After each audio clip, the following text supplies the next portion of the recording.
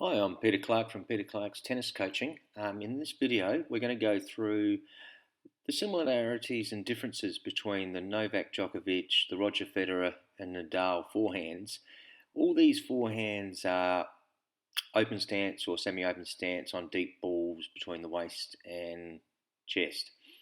So what we're looking for is, things that they do the same, which you think if all these guys are doing it, then you probably should be doing it.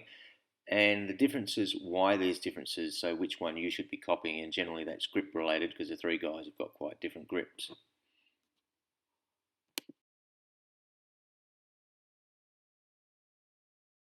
The first stage we're going to look at is the take back stage.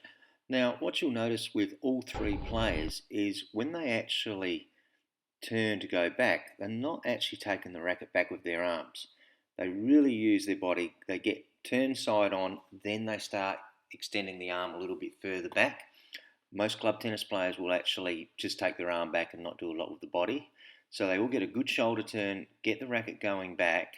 And then what you'll notice is slight differences when they actually, in the end frame of each one up there, when the left hand stays on the racket right back, when the left hand's taking it off, you'll notice that Federer's racket's facing more to the side fence, Novak's is a little bit further back, and Nadal's a bit further back again. That difference is caused between the grip styles. With the Eastern grip, the racket doesn't face as far backwards.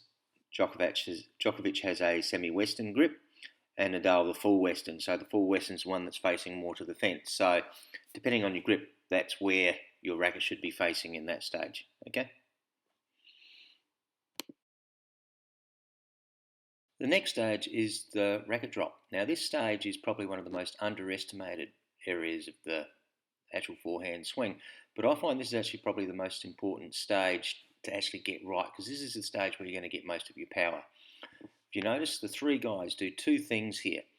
Just as they start dropping the racket down, and they do this by just relaxing the arm, they don't actually try and force the arm down, it's a relaxed arm drop. Just as they start doing that, they start loading over their back leg. Then just before they get to the bottom of the drop, so just before they get down below the ball, they're starting to power up with that back leg. Now it's this springing effect of that drop and spring up that creates lots of your power. The other thing you'll notice that all three guys do is in their drop, their racket face is actually facing down to the ground. Now this becomes very important when we talk about the power position in the next phase. So I'll explain that in the next stage, okay? But yeah, got to get those two things right. Got to get the timing of the leg, the weight over the leg and powering up, and got to make sure that racket face is closed down. This next stage is the power position stage. Now there's a position that you'll find all the top players, they actually get into with the guys like Federer with an Eastern grip. They tend to get into this position just before they get to their back leg. The angle between their arm and their racket is around 90 degrees. Then you look at guys like Djokovic with a semi-western, they'll get around 110 degrees in this position, and Rafa with the full western, he gets around 130 more there. So the grip defines on how big this angle will be, but if you don't get this angle between the racket and forearm, you don't get that massive acceleration coming into the ball. You'll notice all three players have it, but to different degrees because of their grips. Now, the critical factor to get this is to have that racket face flat in the drop, because if that racket face is coming down flat, then you can't hit a ball with that racket face flat. So in the correction to be able to hit the ball, you have to go into this power position. So you don't even really have to teach it. If you get that flat racket face there, most players will actually go to this power position quite naturally. Okay, what we're going to have a look at here is what's happening at contact. Now, the most important thing you've got to have at contact is balance. And these guys are giving a great example of this here with all of them in perfect balance as they're hitting. So to be able to tell whether you're in perfect balance is basically your head should be in line with the middle of your feet.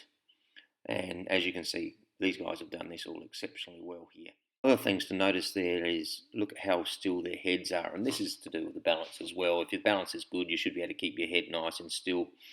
And if you can keep your head still and have good balance, then most shots you're going to hit are going to get a really good result.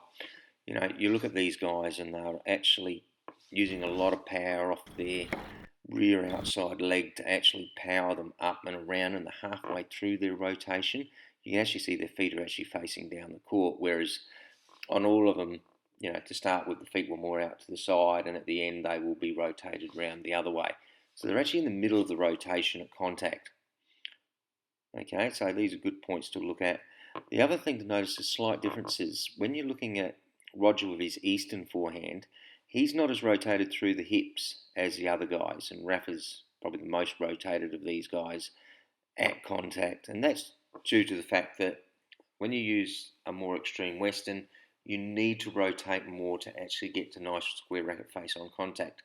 So, yeah, make sure when you're comparing yourself to which one of these guys uses the same grip as you, and that will give you a good accurate reading on how you're going.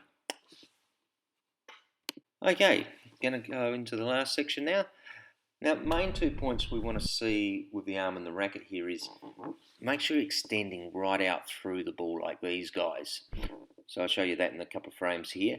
And then after these frames, what you'll see is they'll extend out, and as they bring the racket around, the elbow will end up straight out. And then as the racket comes around, elbow and hand level with the shoulder, right away from the body, they all get this same position. Then after that, they relax, and that's where the swings look a little bit different, how they actually end up. But it's actually those 2 points, hitting through, making sure the hand and the elbow are level with the shoulder after the shot. That's making sure you get through the ball really well. The other thing you'll notice, the rotation. Now that they've rotated, they've actually got their backs pretty much to the camera, feet rotated around to the other side. Okay, thing to remember in this video, this ball that they're hitting is a deep waist to chest high ball, and yeah, the rotation and the open stances they're using there are for that ball. Different balls, they will hit slightly differently, so it's only on this ball that this really counts. Okay, hope you enjoyed the video. Thank you.